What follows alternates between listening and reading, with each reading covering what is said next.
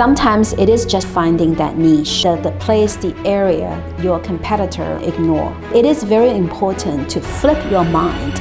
Always think from the consumer's point of view about the benefits. Prominent business advisor who counseled Canada Goose, Toronto Blue Jays, Canada Post, Second Cup Coffee, Bell government agencies, and startups. Named top 50 women leaders in Toronto for 2 consecutive years by Women We Admire. Started a podcast and grew it to top 1% most popular podcast on listen notes in only 1 year. She's the managing partner at Level 5 Strategies. Welcome, Hua Yu.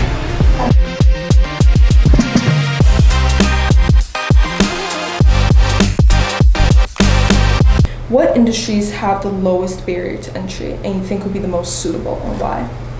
I was thinking about this question when you're asking me. I can say there's no such thing, the low barrier industry. Every industry, if you really want to go in and then do a great job, it needs efforts, it needs hard work. But I was thinking about myself way back to when I was young. You do have dreams, you know. Sometimes you dream want to be a doctor, a lawyer, or scientist, or whatever. I don't think any of those categories, the roles will say, you know, this is a low barrier for you to enter. But it's really about what you want to be, who you want to be, you know. Let's say if you want to choose to be, in my case, the managing consulting, then you need to focus on certain things in order to groom yourself.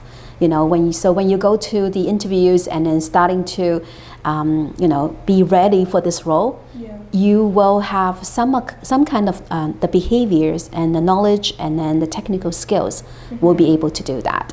So it's not an easy question. It's not an easy answer I can give it to you.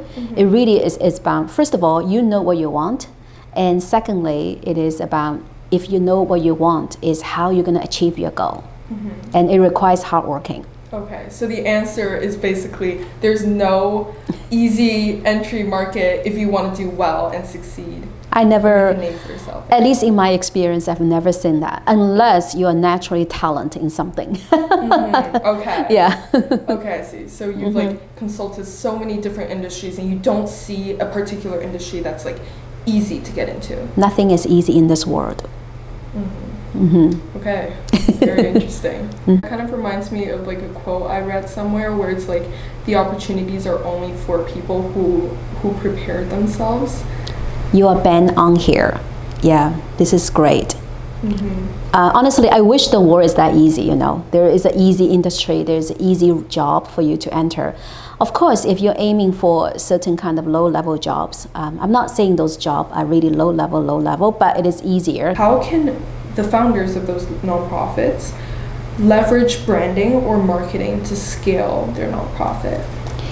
I think any brand, and it's not just non-for-profit or profit. It's actually the same. The business principles are the same. Okay. It is about, first of all, is the core, the brand, you know. What is this brand's vision? What is the mission? What is the goal? And who are your audience? Who are your customers? Why those people will join this non-for-profit? Let's say if it is a non-for-profit, why they don't go to the other non-for-profit, right? Yeah. So you have to have a very clear this strategy and this kind of the core of the brand in order to start any organization, basically. And once you have that, it is about how you execute it. And then not just execute, it has to be consistently execute to deliver that promise. You know, the promise is just what I said, your vision, your mission, your goal, and then you say, this is the promise I'm going to give to my members and to the audience, those kind of things, right?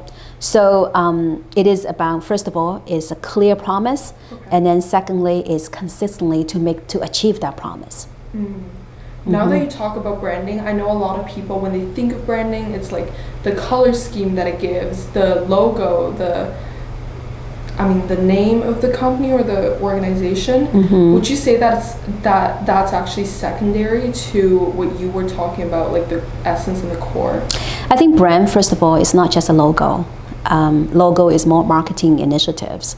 Brand is something, as I said, it's a promise of any organization needs to give to their target audience and consistently to deliver that promise. So in this process, of course, you're going to have a logo, first of all, and the visual identity, right? How the brand looks like. And that's just on the surface. But most of the time, if you think about iceberg, the logo is something above the iceberg, which the consumer can see. But in order for you to fully say, I need to achieve that promise, it's not just the logo. It's your people, it's your product, it's your technology, right? It's your marketing efforts, it's your sales channel, it's even your financials, the accounting department, how to even issue an invoice to the customers. All of those things, all the teams within an organization, which the consumer may not be able to see it because they are under the waterline, the waterline. All of them has to consistently deliver that promise to the customers. So even though the customers can't necessarily see how the company is delivering that promise, can they feel it? You have a very, very good question here. Yes, absolutely. They can feel it, right? So let's say Bell Canada, if they have this great vision and the promise in the marketing campaign, but when you call the call center and then you get a representative who is very rude to you, so that is not consistent to the brand promise they're talking about, right? So that's why consumer is very smart, actually. They can feel the brand is achieving this promise or not. What do you think of, do you think most of the times customers, they, for example, consistently purchase from a certain brand because they resonate with the value that the brand is promising, or is it because of the herd effect of how that brand, for example, Starbucks, is popular? Do you think most consumers follow a brand because they truly resonate with the brand values, or because of its popularity? I think this is a very good question again.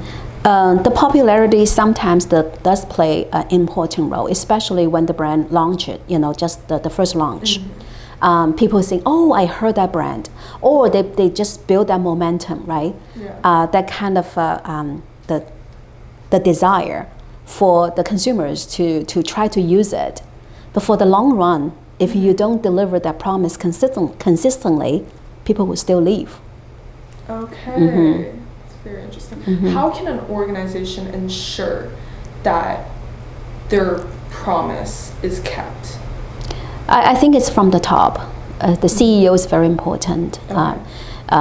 Any CEOs, if they don't have a long-term view, if they just want to have a short-term, just the short-term achievements, just for the cash for the tomorrow, I don't think any organization will have this longevity. How do you determine if something is worth pursuing?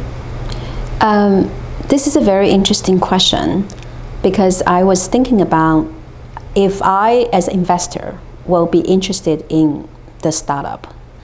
I don't think I will pay attention to the current cash flow or the balance sheet or how much money you're in the bank. I think what I will really look at it is the potential. And where is that potential coming from? First of all, is the idea. The innovation. Is your idea more innovative? Is this one of the kind in the marketplace? Compared to the competitors in the marketplace, do you have any advantage? And then this is one area I would really take a look. It's the market. And second is really to think about the benefits you can provide to the customers. And even as a startup, you may not have a large group of the customer yet, but the value proposition, the values of your idea or your product is going to give to the consumer has to be really clear. If there's no value, then there's no business, So that, to me, the value proposition is very important. Let's say if you start up a very simple one, another bank. And then I will ask you why this world needs another bank. That we have so many banks already, right? So you have to have a very clear and compelling and competitive value proposition in order for your business to have a chance to survive. So that, to me, is very important. And the third, I would say, is the team. Usually the founders are very entrepreneurial. They're very creative. They always have this blue sky, the blue ocean kind of ideas. which make them why they will launch their own ventures, because they have this great ideas all the time, right?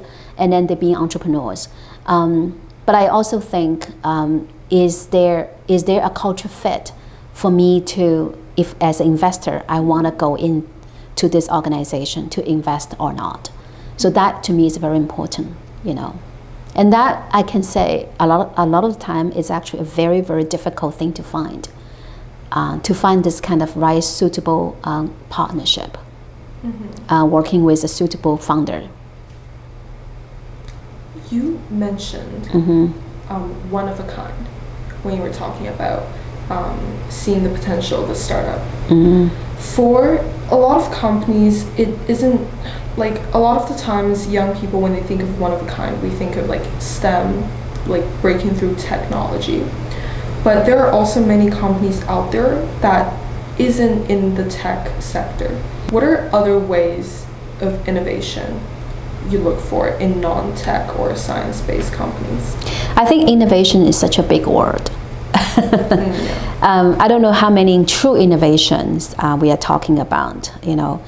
Sometimes it is just to finding that niche, the place, the area your competitor or the other organization ignore.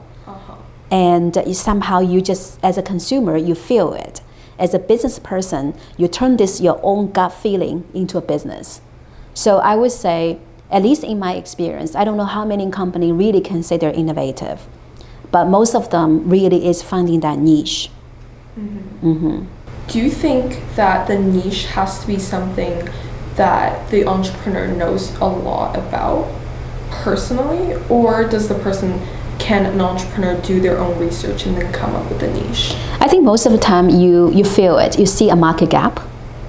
You know, entrepreneurs they're observing the market, their environment all the time, and then they feel there is a gap there.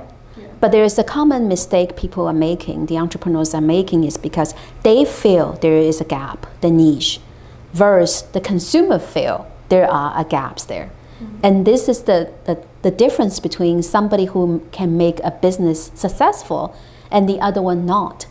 Because the people who are making the business very successful and launch a good business is because they understand this niche and this gap is because a lot of consumer will have the same kind of feeling, not just him or herself. Okay, so how would you recommend someone, say I have a business idea, I see this gap, but I'm not sure if like everybody else, if there's actually a demand for it. What would you recommend I do next? I think listen to the customers, your potential customers. When we teach our clients, especially I was talking about the value proposition, that terminology, we always try to educate the clients. Do not talk from your own point of view, because a lot of the business owners and the executives, they're talking about, okay, why Starbucks is valuable to the customers and why they should come into our coffee shop to drink the coffee. They always thinking about from their point of view. Because we have the state-of-art technology, because we have the best location, but they forget about actually why consumer wants to come in here. So it is very important to flip your mind. Always think from the consumer's point of view about the benefits, versus from yourself, say why they should come here. Okay, I got it. Yeah. Okay, well, that's such a good recommendation. I would definitely use it for a podcast.